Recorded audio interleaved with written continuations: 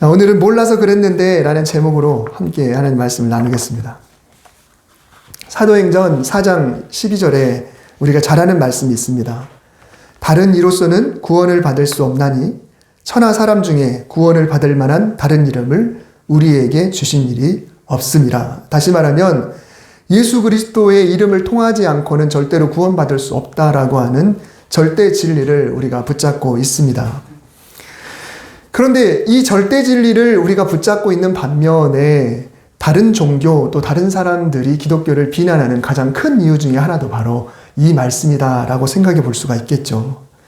그러던 중에 몇십 년 전에 믿지 않는 이들과도 타협할 수 있고 또 사이좋게 지낼 수 있을 만한 신학적인 부류가 있었는데 그것을 바로 종교다원주의라고 합니다. 요즘은 그렇게 힘을 받지는 못하고 있지만 그래도 사람들 마음속에는 그런 생각이 있는 것 같아요. 산의 정상에 오르는 길은 다양한데 어느 길로 가든지 정상으로만 가면 된다. 그래서 부처면 부처, 알라면 알라, 온갖 잡신이면 잡신, 어느 신이건 간에 그저 열심히 믿기만 하면 명칭은 다르지만 천국이라고 하는 곳에 어느 종교든지 도달할 수 있을 것이다 라고 하는 겁니다. 어느 신을 섬기건 지긋 정성으로 섬기기만 하면 된다는 것. 그래서 제가 신학대학교 1학년 들어갔을 때 저희 과 MT를 갔었는데 신학과가 MT를 가면 뭘 할까라고 고민해 볼 수 있겠지만 당연히 술과는 거리가 멀고 세미나를 많이 합니다. 그리고 저녁에 집회도 하고 등산도 하고. 근데 세미나 할 때 선택 강의가 있었는데 저희 5년 선배가 그 당시에 정말 듣도 보도 못한 종교다원주의라는 걸 강의를 했었어요. 그때 엄청난 반발의 질문들이 막 쏟아졌습니다. 이제 신학대학교 1학년 들어왔으니까 그동안 배워왔던 그냥 정통 그런 신학적인 것을 배워왔는데 갑자기 그런 이야기를 하니까 너무너무 이제 화가 났던 거죠. 괜히 화가 났는 것 같은데 어떤 친구가 그런 질문을 했어요. 그러면 예수님이 우리에게 선교의 명령을 내리셨는데 그건 뭡니까? 종교다원주의의 가장 큰 맹점은 바로 전도와 선교에 있습니다. 그래서 그 선배도 하는 이야기가 이게 바로 종교다원주의에서 대답하지 못할 만한 거다. 종교다원주의는 어찌됐건 신학의 한 부류이기 때문에 그렇죠. 만일 아무 신이나 믿어도 된다면 우리는 굳이 전도할 필요가 없습니다. 당신 열심히 절 다니세요. 열심히 당신이 믿는 신 믿으세요. 무신론자만 아니라면 그들도 나름대로 어느 신을 섬기고 있기 때문에 결국 그들은 자기들이 말하는 용어는 다르겠지만 그 천국이라는 곳에 갈 것이니까 전도가 무슨 소용이 있겠습니까? 더군다나 다른 나라에까지 굳이 뭐하러 갈 필요가 있겠습니까? 그러니 예수님의 유언과도 같은 명령을 의도적으로 그들은 회피를 해버립니다. 수많은 선교사들이 목숨을 걸고 선교지로 들어가는 이유가 무엇일까요? 그냥 가만 놔둬도 그들이 좋은 곳에 간다고 하면 굳이 갈 필요가 없겠지요. 그러나 우리는 성경을 진리로 믿고 예수님의 말씀을 명령으로 받아들이고 그것이 옳다라고 믿는 기본적인 성도이기 때문에 우리가 예수님의 그 명령에 따라 그들도 빨리 예수님의 이름으로, 왜냐하면 그분의 이름이 아니면 구원을 받을 수 없기 때문에 빨리 알려서 한 사람이라도 천국으로 이끌기 위해 선교하고 전도하는 거 아니겠습니까? 만약에 사회봉사만 하고 윤리도덕만 이야기하자면 굳이 성경을 읽을 필요가 없습니다. 훨씬 더 잘 나온 책들이 많은 것이죠. 출애굽기 19장에 들어서면 이스라엘 백성들이 시내산에 도착해서 짐을 풀고 장시간 머물게 됩니다. 요즘 본의 아니게 시내산 이야기를 많이 하네요. 지난주에 또 레위기 이야기도 했지만은 하나님은 산의 아래 어느 부분을 나름대로 경계를 지으시고 일반 백성들은 그 선을 넘어서 위로 올라오지 못하게 하셨습니다. 그리고 모세와 여호수아를 따로 부르셨고 그나마 여호수아도 어느 정도까지만 올라가고 나머지는 모세 혼자만 산 위로 올라갔습니다. 백성들이 혹시라도 호기심에 올라올까봐 일부러 엄청난 구름을 나름대로 어느 선에다 깔아버리고 그리고 번개가 번쩍번쩍 하도록 했어요. 사람들이 무서워서 못 올라가는 거죠. 거기서 수십 일이 지났는데 하나님께서는 직접 돌판에다가 십계명을 새겨주시고 성막 만드는 법, 제사 지내는 법, 절기를 지키는 법, 그 외에 사회의 여러 가지 규칙들을 다양한 내용들을 가르쳤습니다. 모세의 입장에서는 정신없이 바쁘겠죠. 물론 하나님께서 도움을 주셔서 지혜를 주셔서 모세가 그걸 숙지하게 해주셨을 거예요.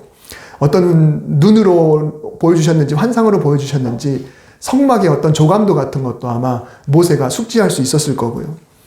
근데 모세는 정신없이 바쁘지만 산 밑에 있는 사람들의 입장은 달라요. 그게 문제죠. 뭘 사러 갔는데 그 사람은 열심히 쇼핑을 하고 있는데 집에 있는 사람은 도대체 왜 이렇게 하나. 그렇지만 나름대로 열심히 하고 있는 사람의 속도 모르고 그런 이야기를 할 때가 있지 않겠습니까?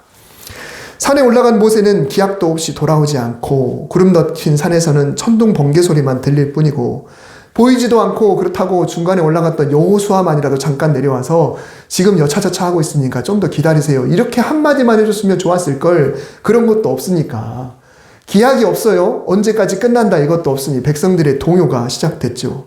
모세가 도대체 어찌 됐는지 알게 뭡니까? 저 안에서 어쩌면 번개 맞아 죽었을 수도 있는 거고 비 때문에 저체온증으로 죽었을 수도 있는 거고 시내산에 저는 가보진 않았지만 거기는 무슨 그늘이나 숨을 만한 곳 별로 없다고 그러더라고요. 숨 바위덩어리라고 그러는데 430년이나 되는 애굽 생활에서 빠져나온 지 얼마 되지 않아서 아직 뭔가 체계도 잡히지 않고 있는 상황 속에서 지도자가 없이 40일을 보낸다. 이거는 절대로 쉽지 않습니다. 우리가 광야에 있는 이스라엘 백성들을 이런 출애굽기 이런 걸 보면서 막 욕하잖아요. 이 사람들 도대체 어떻게 이럴 수가 있어. 홍해가 갈라졌는데 말이야. 앞에 붉은 기둥과 불기둥이 있는데 말이야. 어떻게 그럴 수 있어? 라고 생각하지만 입장을 바꿔서 내가 그 자리에 있다라고 생각하면 충분히 그러고도 남습니다. 두려움이 있었습니다. 그래서 그들은 아론에게 뭔가 좀 조치를 취해달라고 아론에게 요청을 했습니다. 눈으로 볼 수 있게 뭔가 좀 보여달라. 왜냐하면 고대 근동의 종교는 형상이 없는 신은 없는 거거든요. 다 눈으로 봐야 돼요, 신이. 그들의 눈에 다 보여야 되는 거예요. 심지어 집집마다 이 손에 쥘 만한 것들까지도 신들을 갖고 다녔단 말이죠. 근데 그 사람이라는 게 그렇습니다. 근데 32장 1절을 보면 백성들이 우상을 만들게 된 발단은 모세가 산에서 내려오지 않았기 때문이라고 분명히 이야기가 나와요. 다시 말하면 그들은 모세에게 책임을 돌릴 수밖에 없는 거죠. 모세가 안 내려와요. 도대체 안 내려옵니다. 그래서 아론은 백성들에게 금을 모았습니다. 금을 다 녹입니다. 그리고 하나의 큰 덩어리로 만들었어요. 그 다음 칼로 조각을 했습니다. 그리고 송아지 형상을 하나 만들었습니다. 그 크기가 얼마나 되는지는 잘 모르겠지만 어찌됐건 그 많은 무리가 눈에 봤을 때 보여야 되니까 제법 크게 만들었을 거라고 생각을 합니다. 그리고 백성을 모아놓고 선포했습니다. 이스라엘아, 이는 너희를 애굽 땅에서 인도하여 낸 너희의 신이로다.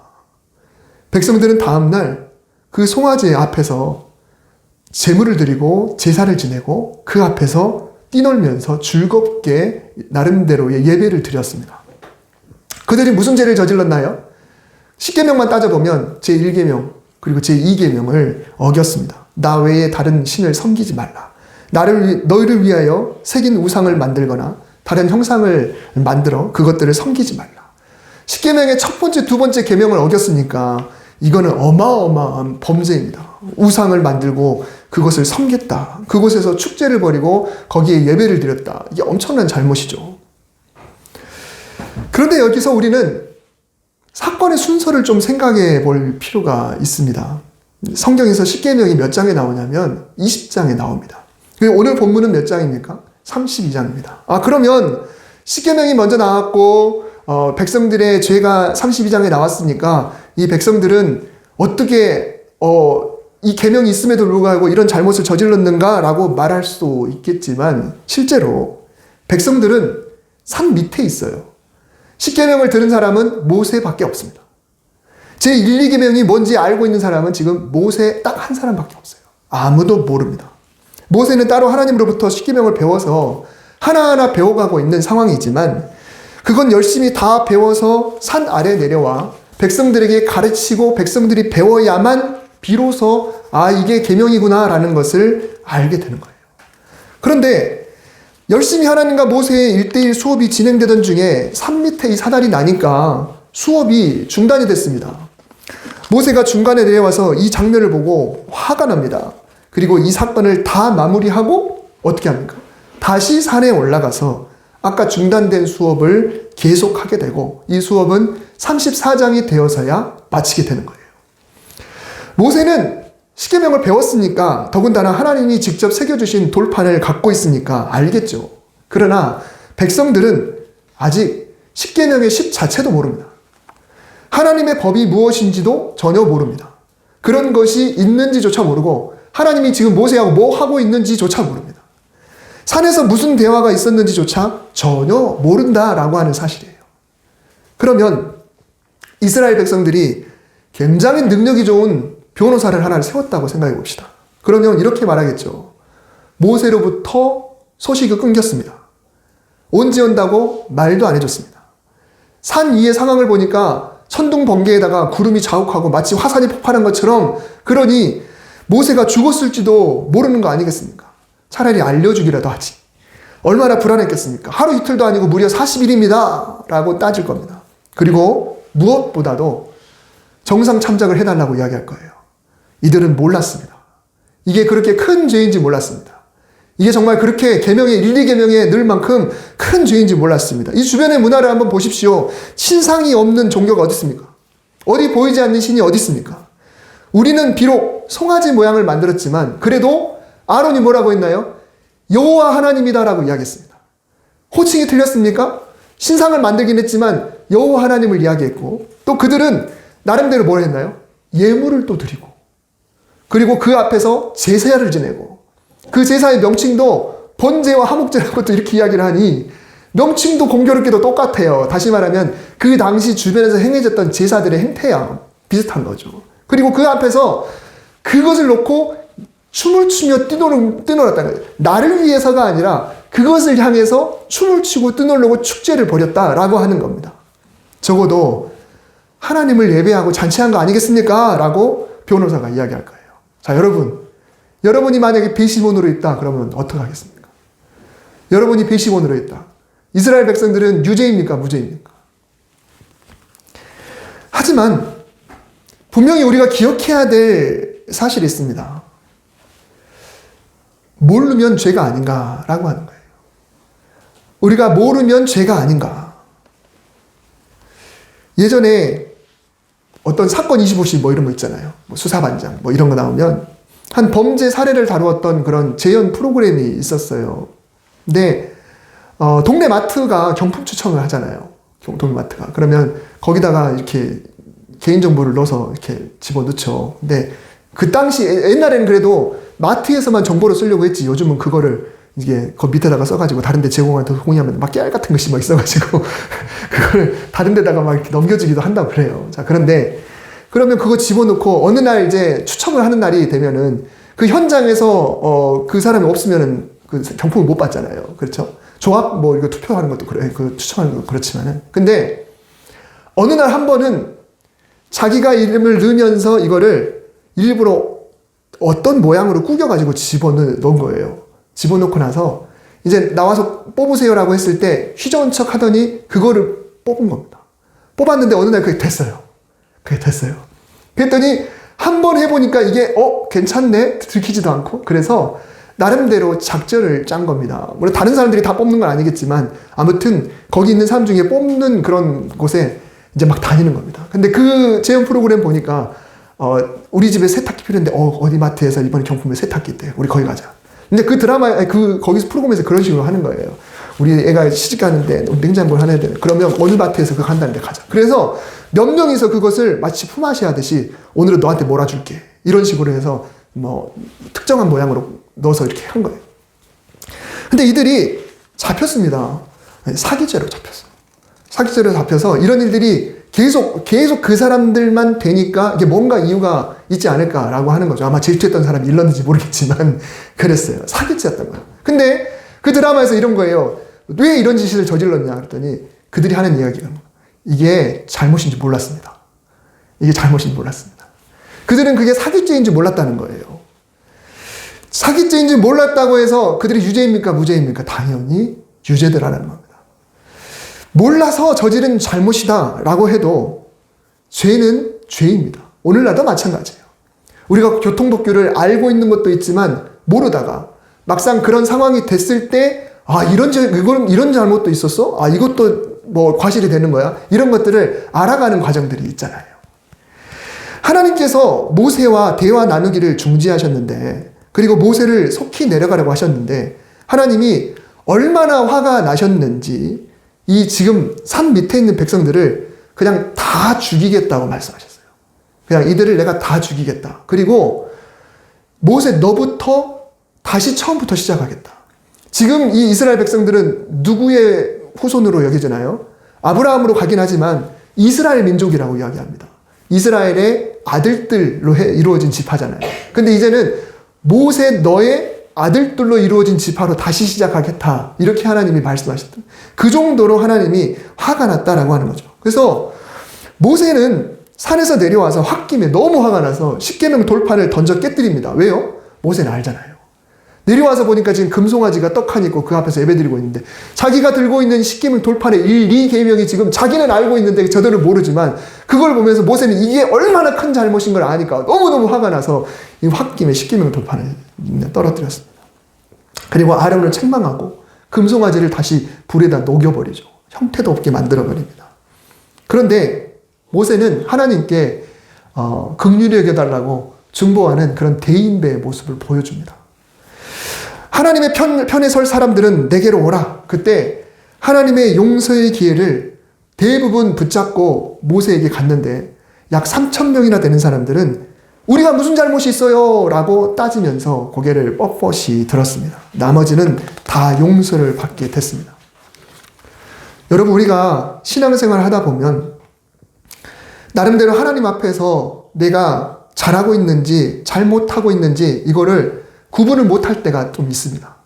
이 정도면 내가 잘하는 건가? 내가 지금 이 상황에서 이렇게 선택하는 것이 옳은 건가? 이런 것. 그러다가 나름대로의 기준을 정하죠. 그런데 그 기준도 대부분은 내가 그냥 정하는 기준이고, 그래서 이 기준을 통해서 뭔가 결정할 때도 뭔가 좀 찜찜함이 우리에게 있죠. 또 내가 과연 하나님을 얼마나 믿고 있는가, 그리고 내가 과연 하나님을 얼마나 신뢰하고 그 말씀대로 행하고 있는가, 이것에 대해서도 늘 의문을 품게 되어 있습니다. 근데 기독교는요, 믿음의 종교예요. 뭐라고 말해도 믿음의 종교입니다. 하나님의 존재를 믿고, 하나님이 살아계신, 그리고 천국과 지옥이 있다는 것도 믿고, 죄를 용서받는다라고 하는 죄사함의 은총도 믿고, 하나님이 내 가까이 계시고 늘 함께 계시다라는 것도 믿고, 이런 것들을 우리가 믿는 바탕하에 기독교인으로 살아갑니다. 그리고 이런 상황 속에서 또 내가 어떻게 행동해야 될까, 이것도 나름대로의 남들보다는 그래도 훨씬 낫죠. 그래도 주일에 시간을 구별하고, 또 내가 다 쓸 수 있음에도 불구하고 하나님께 드리는 것도 있고, 또 내 몸은 아픈데 교회 봉사할 일 있으면 나오기도 하고, 우리는 믿음도 있고 어느 정도 행함도 있고, 그리고 같이 다투더라도 내가 예수 믿으니까 좀 참지라고 하면서, 그래도 안 믿는 사람들보다는 그래도 하나님을 떠올리면서 인내하면서 참고 이렇게 나아갑니다. 이스라엘 백성들은 어땠습니까? 그들이 하나님의 존재를 안 믿었습니까? 믿었습니다.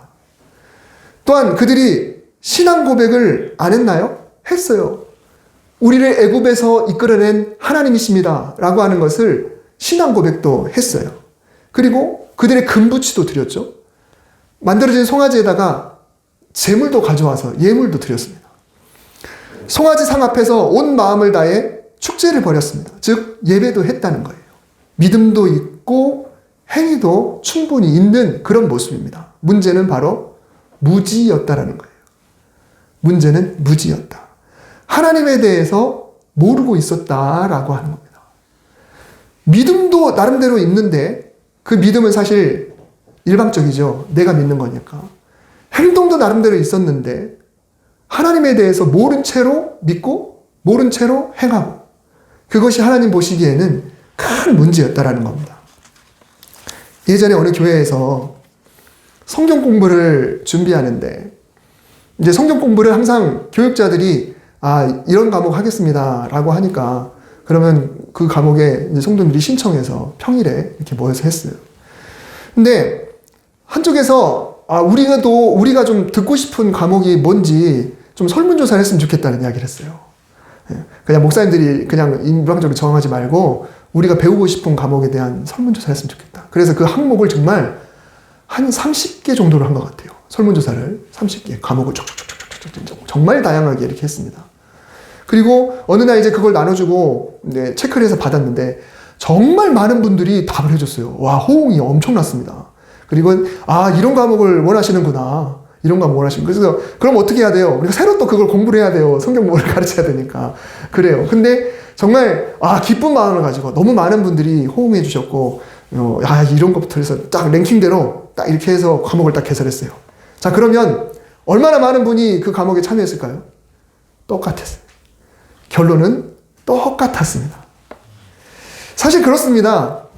우리가 믿으려고도 하고 행하려고도 하는데 정작 무엇가 약하냐면 알려고 하는데 배우려고 하는데 조금 약해요. 내가 성경 속에 진리가 있다는 것을 알고 성경이 진리라는 걸 믿긴 하는데 그러면 그 성경이 뭘 말하고 있는지를 알려고 해야 되겠죠. 필요하면 정말 좋은 서적들이 굉장히 많잖아요. 기독교 서적이 많고 또 CBS 방송, 이제 CTS 방송이라든가 또 유튜브에도 정말 요즘 이제 이단 방송도 많으니까 검증된 방송으로 가야 되긴 하지만 하여튼 내가 다른 거 볼 시간에 또 그거 한 번 더 볼 수도 있고 그렇게 해서 정말 하나님이 원하신 게 뭘까? 이런 상황에서 어떻게 하는 것이 옳은 건가? 또 성경에서 말하는 사랑이라는 뭔가? 성경에서 말하는 헌신이라는 뭔가? 봉사라는 건 뭔가? 구원이라는 건 뭔가? 이런 개념들도 우리가 정확하게 알고 믿을 수 있으면 좋은데 막연히 하나님의 존재를 믿고 또 하나님이 함께 하심을 믿고 또 나도 예배 드리기도 하고 예물 드리기도 하고 헌신하기도 하는데 정말 하나님이 어떤 분이신지 무엇을 원하시는지 정말 어떻게 하는 것이 제대로 신앙생활 하는 건지 이것을 내가 시간과 열정을 내서 알려고 하는 데는 우리가 좀 부족하다라고 하는 겁니다. 하나님은 사도 바울을 통해서 이렇게 말씀을 하셨습니다. 너희가 온전한 사람을 이루어 그리스도께서 원하시는 분량으로 충분히 성장을 하려면 하나님의 아들을 믿는 것과 아는 일에 하나가 되어야 한다. 분명히 말씀하셨죠? 믿는 것과 아는 일에 하나가 되어야 된다. 즉 믿는 것만으로는 안 되고 아는 것. 아는 것을 위해서도 서로 하나가 되어야 될 뿐만 아니라 믿는 것과 아는 것도 같은 수준으로 최선을 다해서 열심히 해야 된다라고 말씀을 하고 있습니다. 호세아 6장 3절에 우리가 여호와를 알자 힘써 여호와를 알자. 여기서 우리가 여호와를 믿자 힘써 여호와를 믿자라고 하지 않았어요. 우리는 하나님을 나름대로 믿습니다. 존재를 믿고 성경을 믿고 구원을 믿습니다. 그러나 아는 것은 정말 힘써야 된다는 거죠. 우리가 여호와를 알자 힘써 여호와를 알자. 하나님은 우리가 하나님을 알기를 원하세요. 어떤 분이신지 하나님이 어떤 분이신지를 알기를 원하고 계십니다. 위하고 아래 지금 색상이 다른데 위에는 똑똑하고 혹은 또 미련한 사람, 이 세상에 두 부류가 있다고 칩시다. 아래는 열심인 사람 또 게으른 사람이 있다고 칩시다. 자, 그러면 이거를 서로 이렇게 화살표를 그어보면 똑똑하고 열심인 사람이 있고 똑똑한데 게으른 사람이 있고 조금 미련한데 열심인 사람이 있고 조금 미련한데 게으른 사람도 있습니다. 여러분 어떤 사람이 훌륭한 사람일까요? 똑똑하고 열심인 사람이 당연히 훌륭하겠죠. 자, 그런데 똑똑한데 게으른 사람이 있을 수 있고요. 또 미련한데 열심인 사람이 있을 수 있어요. 시내산 아래 백성들은 어디에 속할까요? 일단 열심히 있습니까? 없습니까? 열심히 있잖아요. 그들이 보여줬던 그 열심. 근데 그들은 똑똑했나요? 미련했나요? 미련했습니다. 모른 상태에서 나름대로 열심히 했다는 거예요. 믿음은 있는 것 같은데 하나님이 뭘 원하시는지 모른 상태에서 열심히 했다는 거예요. 물론 그들은 아직 모릅니다. 자, 그래서 중요한 게 뭐예요? 그래서 전도가 필요하고 그래서 선교가 필요하더라는 거예요.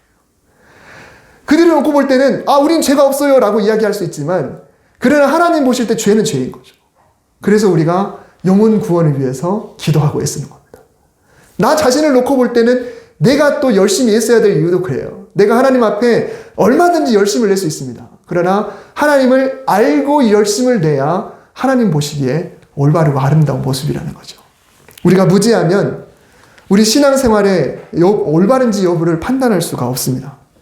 우리가 하나님 말씀에 무지한 만큼 죄가 죄인 줄 모른 채 살아가게 됩니다. 아, 나는 이 정도만 신앙생활 해도 되는 줄 알았어요. 나는 이 정도만 믿어도 되는 줄 알았어요. 나는 이 상황에서 이렇게만 해도 괜찮은 줄 알았어요. 나는 이 행동이 하나님이 싫어하시는 것인 줄 몰랐어요. 성령님이 그런 분이신 줄 몰랐어요. 라고 이야기를 할 수 있겠죠. 그래서 우리가 말씀을 사모해야 되는 거예요. 그래서 주일 설교를 사모하고 또 방송에서도 그렇고 또 성경 말씀을 읽어나가고 저도 나름대로 성경을 읽습니다. 그러나 통독하고는 좀 거리가 멀어요. 물론 통독 안 해봤다는 건 아니지만은 올해는 처음부터 끝까지 이런 식으로 성경을 읽지는 않습니다. 연대기 성경을 펴놓고 왔다 갔다 하면서 읽고 이렇게 읽는데 지난번에 저희 매형하고 통화를 하면서 그런 이야기를 하더라고요. 목사는 성경을 많이 읽어야 돼. 여러분 당연한 이야기예요. 목사는 성경을 많이 읽어야 돼요. 목사는 성경을 당연히 많이 읽어야 됩니다. 그러나 그 매형이 저한테 매형도 목사님이세요. 저한테 이야기할 때 정말 제 마음속에 너무너무 찔림이 있었습니다. 너무너무 찔림이 있었어요. 디모데후서의 모든 성경은 하나님의 감동으로 된 것으로 교훈과 책망과 바르게 함과 의로 교육하기에 유익하니라고 했습니다. 성경은 교훈, 책망, 바르게 함, 의로 교육하기에 유익하다. 여러분 하나님 말씀은 그만큼 우리 삶에 유익합니다. 그리고 하나님이 원하시는 대로 살아가는 지표가 되는 것입니다. 그래서 모든 말씀을 사모하시고 예배도 사모하시고 설교 시간도 사모하시고 우리가 죄인 줄 몰랐는데 어느 날 설교 한 편이 나를 깨닫게 할 수가 있습니다. 어느 날 내가 읽었던 성경 한 장이 나를 깨닫게 할 수가 있는 거예요. 모든 말씀 속에는 우리를 깨닫게 하는 진리가 들어있습니다. 죄인 줄 몰랐던 것도 깨닫게 되고 하나님은 이런 분이셨구나 라는 것을 그리고 하나님의 은혜 이야기하는데 이 은혜라는 게 이런 거구나 라고 하는 것을 어느 날 성경을 읽다가 깨닫게 되는 겁니다. 올해가 이제 거의 끝나갑니다. 여러분 우리는 결심을 언제 합니까? 새해 첫날부터는 성경을 읽어야겠다. 이번 주에 달력이 나가요. 달력이 이제 벽걸이형 달력하고 탁상 달력 나가잖아요. 탁상 달력에 보면 1년 통독을 위한 그런 구절이 적혀 있더라고요. 저도 그거 그냥 한눈으로 보고 흘립니다. 차라리 저거 없으면 빈칸이 더 넓은데 이런 생각을 간혹 하기도 하거든요. 그렇게라도 돕는 거죠. 성경 말씀을 읽으라. 여러분 우리가 하나님 말씀을 떠나서는 살아갈 수가 없습니다. 우리 믿음도 있습니다. 나름 행함도 있습니다. 이번에는 하나님을 아는 것에 대해서 우리가 한번 나를 돌아볼 수 있었으면 좋겠습니다. 나는 과연 하나님을 얼마나 알고 있는가 아니면 알려고 노력하고 있는가 정말 내가 알고 싶어 하는가 설문조사에 이거 개설했으면 좋겠어요 라고 하는 의견을 하지만 막상 신청을 하지 않는 그런 모습 보면서 저희가 굉장히 마음이 씁쓸했던 기억이 있습니다. 여러분 하나님에 대해서 하나님이 기뻐하시는 일에 대해서 진리에 대해서 우리는 많이 알아야 됩니다. 많이 아는 만큼 성경 말씀대로 진리가 우리를 자유롭게 해주실 줄 믿습니다. 기도하겠습니다. 하나님 우리가 하나님을 믿는다고 하면서 무엇을 근거로 믿고 있습니까? 그 근거가 성경에 자세히 나왔는데 하나님 우리는 성경을 뒷전에 두고 막연하게 믿고 있지는 않습니까? 우리는 행함을 하고 있습니다. 나름대로 예배드리고 예물도 드리고 일상생활 속에서 그래도 조금 더 사랑하려고 살아가고 있는데 성경이 어떻게 사는 것이 옳은 것인지 자세히 말하고 있음을 우리가 뒷전에 두고 있을 때가 있습니다. 주님, 한 해가 마무리돼가고 새해가 다가오는 이 과정 속에서 우리가 무엇을 결단해야 될지 오늘 말씀을 통해 돌아보며 주님 성경과 가까운 사람, 책을 손에 드는 그런 복된 성도가 되게 하여 주시옵소서. 예수님의 이름으로 기도드립니다. 아멘.